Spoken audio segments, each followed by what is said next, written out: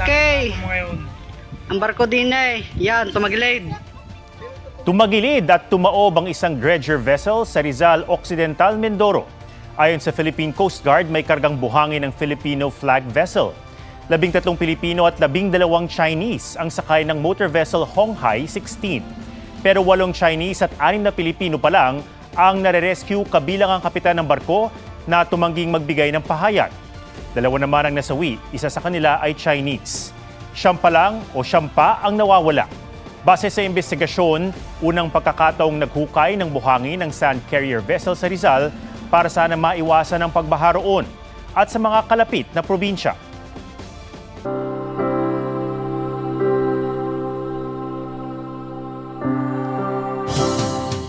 Maghahating gabi na pero dagsa pa rin sa ilang bus terminal at pantala ng mga pasahero para sa Semana Santa. Sa Parañaque Integrated Terminal Exchange o PITX, marami ang mga chance passenger. May live report si Jamie Santos. Jamie?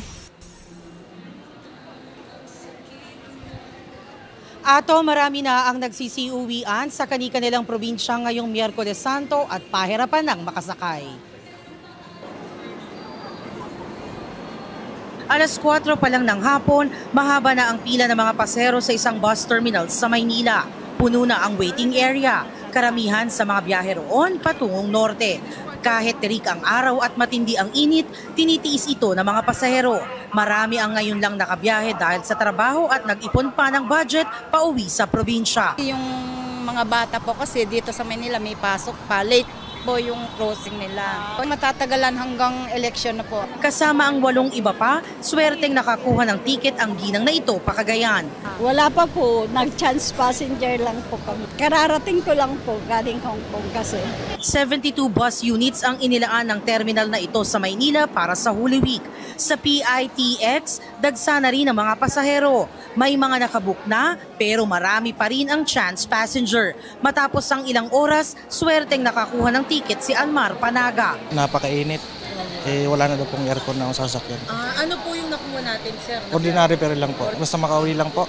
Mahirap nang makakuha ng tiket papuntang Bicol. 58 sa 83 na biyahe ay fully booked na ngayong Miyerkules Santo. Bagaman may 8 extra trips namang inilaan. Si Yoli at Lomar dito na sa terminal nagkakilala. Ano po sabi sa inyo doon, sir? Puno na po.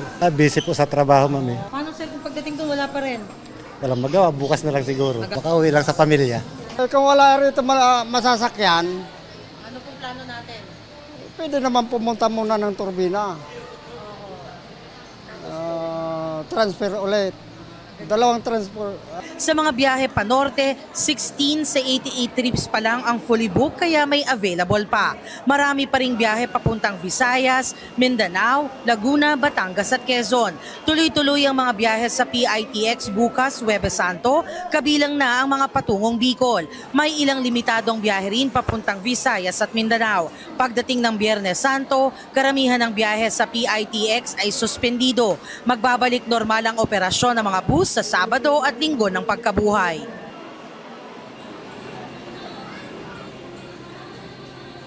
As of 10 p.m., nasa 198,923 na yung foot traffic dito sa PITX. Kaya naman paalala ng mga otoridad sa mga babiyahe ay agahan ang punta sa mga terminal, magsuot ng komportableng damit at huwag kalilimutang uminom ng tubig lalo na't mainit ang panahon ngayon. At yan ang latest mula rito sa PITX. Balik sa iyo, Atom.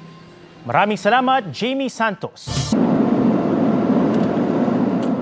Maluwag na ang trapiko ngayong gabi sa North Luzon Expressway o NLEX. Malayo ito kumpara sa tukod na daloy ng trapiko na nagsimula bandang alas 3 ng hapon. Kita sa kuha ng drone ang dami ng sasakyan na nakapila sa Balintawak Toll Plaza pa lang. Pero pagsapit ng alas 5 ng hapon, mas lumuwag ang traffic. Sa EDSA Balintawak bago pumasok sa NLEX, may kaunting bagal ng trapiko. Pero yan ay yung mga pamonumento. Maluwag pagpasok sa NLEX. May pagbigat lang paglagpas sa Balintawak Toll Plaza. Sinubukan din naming dumaan sa Mindanao Avenue papasok ng NLEX. Hindi na rin ganoon kabigat ang daloy ng trapiko. Bumabagal lang pagdating sa bandang dulo ng Smart Connect. Muli naming sinubukan baybayin ang pagpasok ng NLEX bandang alas 7 ng gabi. Mas lalo pang lumuwag ang trapiko. Ayon sa pamunuan ng NLEX, hindi lang daw sa Balintawak area ang maluwag kundi sa buong NLEX talaga. Posibleng nakaapekto raw sa maagang traffic ang half-day work from home ng mga kawani ng gobyerno ngayong araw. Pero posibleng natuto na rin nila ang mga motorista sa mga nakaraang mahal na araw. Taong-taon na yung nararanasan nilang sobrang bagal yung daloy ng traffic natin dahil sa volume. Mula po hapon ng Miyerkules hanggang halos tuloy-tuloy yun dahil madaling araw pa lang po ng Huwebes hanggang hapon ng Huwebes talagang ganun po yung sitwasyon po natin. So maaaring yung ating mga kababayan ay inagapan na po nila yung pagbiyahe nila. Pwede raw maihalin tulad sa normal na araw ang dami at daloy ng mga sasakyan ngayong gabi. Pero asahan daw na daragsa pa rin ang mga babiyahe mamayang madaling araw hanggang makapananghali. Lalo't may pasok pa ang mga pribadong kumpanya ngayon at bukas pa posibleng umuwi. Sa normal na araw ay 350,000 ang mga sasakyan ng daily average ng mga dumaraan dito. For the number, sir, approximately nag-i-increase po tayo ng around 10% for the whole duration po yun ng Holy Week. Atom, hanggang sa mga oras na ito ay hindi pa rin naman ganun karami yung mga sasakyan na dumarating dito sa Balintawak Toll Plaza. Itong nasa likuran ko, yan yung cash lane kaya normal na mabagal. Pero yung sa lane na may mga RFID ay tuloy-tuloy naman yung pagtagos dito sa Balintawak Toll Plaza. Kaya kung ayaw maabala, mag-load na lang po ng inyong mga RFID para tuloy-tuloy ang biyahe. Atom. Maraming salamat, Nico Wahe. Ilang biyahero ang naaresto sa gitna ng Holy Week Exodus. May nahulihan ng baril at bala sa paliparan habang ang isa nakuhanan sa checkpoint ng 100 milyong pisong halaga ng droga. May report si Ian Cruz. Imbes na sa Singapore, sa kulungan ng PNP Aviation Security Group, nawi ang bakasyon ng isang negosyanteng inaresto sa NAIA Terminal 3. Ayon sa PNP Aviation Security Group, nasa final check na ang lalaki nang harangin ang airport security. Nakita kasi sa loob ng kanyang hand-carry backpack ang kalibre 40 baril, 2 magazine at 22 live bullets. Nung tinatanong siya, laruan daw niya ito sa kanyang farm. Parang hindi natin masabi na nalimutan niya kasi pag ikaw pasahero, bago ka magligpit o mag-impake ng bag mo, imposible naman na hindi mo makita. Firearm yun . Wala raw na ipakitang dokumento para sa baril at bala ang lalaki. Maharap siya sa reklamong paglabag sa Comprehensive Firearms and Ammunition Regulation Act at paglabag sa Omnibus Election Code. Mula noong linggo ng palaspas, 5 bala na ang nasabat ng PNP Aviation Security Group sa ilang pasahero. Mula Palm Sunday hanggang Holy Tuesday, mahigit 433,000 na pasahero na ang dumaan sa 4 na terminal ng NAIA. Sa Batangas Port, humaba ang pila sa mga ticket booth. Fully booked na ang biyahe Pakatiklan, Kulasi, Roa City via Romblon at Sibuyan. Sa datos ng Philippine Coast Guard, umabot na sa mahigit 77,000 ang mga outbound passengers sa lahat ng pantalan. Ang mga bumiyahe naman sa South Luzon Expressway naipit sa matinding traffic. Pero hindi raw yan dahil sa volume ng sasakyan, kundi dahil sa ilang aksidente.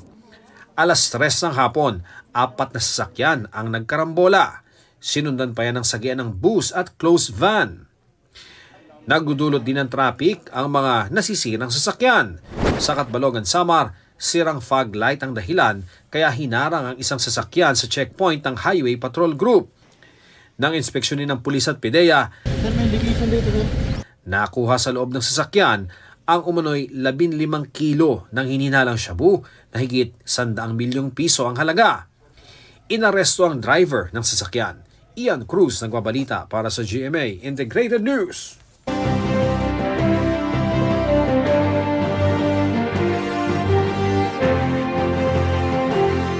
Naghain ng petition for disqualification ng COMELEC Task Force SAFE laban kay Attorney Christian Ian Sia na tumatakbong congressman sa Pasig City. Kaugnayan sa kanyang nakakabastos na biro sa mga babaeng solo parent at pahayag sa hubog ng katawan ng isang tauhan. Sabi ng task force, nilabag ni Sia ang COMELEC resolution na nagbabawal sa diskriminasyon. Hiningi rin sa petisyon na huwag iproklama si Sia sakaling tapos na ang eleksyon at manalo siya. Diringin pa ng COMELEC ang hiling ng task force. Sabi naman ni Attorney Sia, sasagutin niya ang petisyon kapag nabigyan na siya ng kopya. Pero di siya sang-ayon sa agarang diskwalifikasyon. At nayon ang tamang parusa para sa isang inappropriate joke. Dapat daw ay tugma ang parusa sa nagawang pagkakamali. Nagsorry si Pasay City Mayoral candidate Editha Wawi Manguera kasunod ng paggamit niya ng racial slur o hindi kanais-nais sa bansag sa mga Indian national habang nangangampanya. Ako po humihingi ng paumanhin.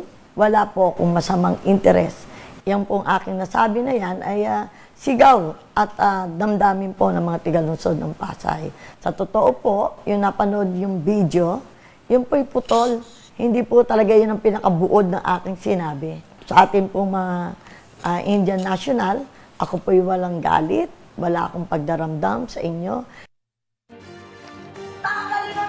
Pinagpapaliwanag ng COMELEC si Manguera pero wala pa raw siyang natatanggap na show cause order. Gayunman, handa raw niya itong sagutin.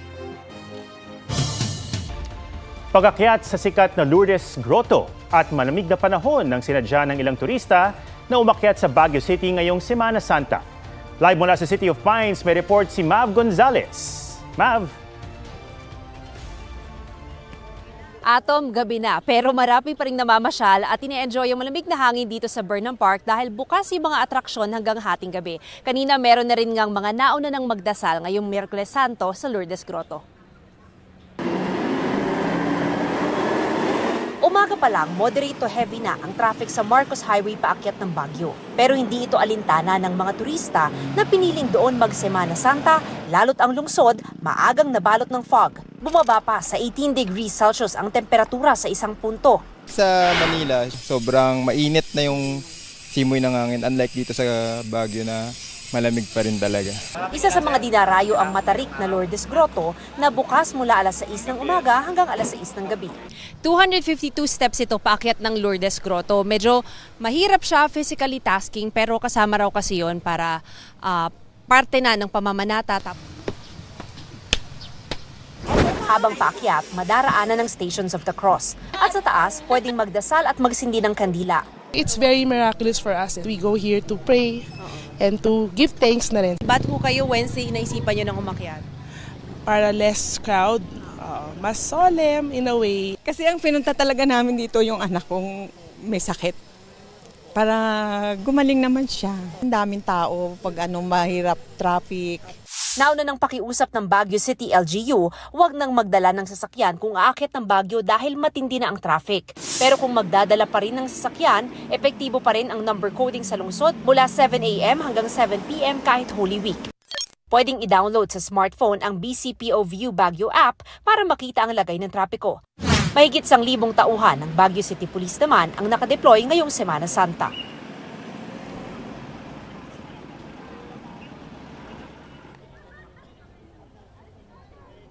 Atom, bukas inaasahan na dadagsa yung mga turista dito sa Baguio City. Pero sa ngayon, malawag pa parehong Cannon Road at Marcos Highway paakyat ng Baguio. Mas marami pa yung mga pababa. Atom? Maraming salamat, Mav Gonzales. Pagbasura sa rice tarification law at tulong sa magsasaka ang diniin ni Modi Floranda, Amira Lidasan, Liza Masa, Teddy Casino, Ronel Arambulo, Representative Franz Castro, Jerome Adonis, Representative Arlene Brosas. Paglapit ng serbisyong medikal sa mga mahihirap ang idiniin ni Senator Bongo sa Davao Oriental. Kasama niyang nag-ikot sina Senator Bato de la Rosa, Dr. Richard Mata, Philip Salvador at Attorney Jimmy Bondoc. Pagpapaunlad ng turismo ang isa sa itinutulak ni Senator Lito Lapid. Nag-motorcade sa Naik Cavite si Representative Rodante Marcoleta. Issue ng 15-kilometer municipal water zone ang nais tugunan ni Kiko Pangilinan. Plano ni Ariel Querubin na gumawa ng mga kooperatiba para sa mga magsasaka. Nakipagpulong sa barangay leader sa Cavite si Senator Francis Tolentino. OFWs, kabataan at kababaihan ang nais tutukan ni Congresswoman Camille Villar. Pagpapababa ng presyo ng bigas ang isa sa isinusulong ni Benhur Abalos. Libre at kompletong health services para sa Pilipino ang nais ni Nurse Alin Andamo. Nag-ikot sa Aklan si Bam Aquino. Libreng maintenance medicine ang isa sa prioridad ni Mayor Abby Binay. Si Representative Bonifacio Bosita tututukan daw ang sektor ng transportasyon. Basura sa Baguio at Benguet ang isa sa naisolusyonan ni David D'Angelo.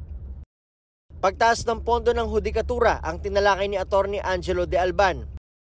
Patuloy naming sinusundan ang kampanya ng mga tumatakbong senador sa eleksyon 2025. Nico Wahe, nagbabalita para sa GMA Integrated News.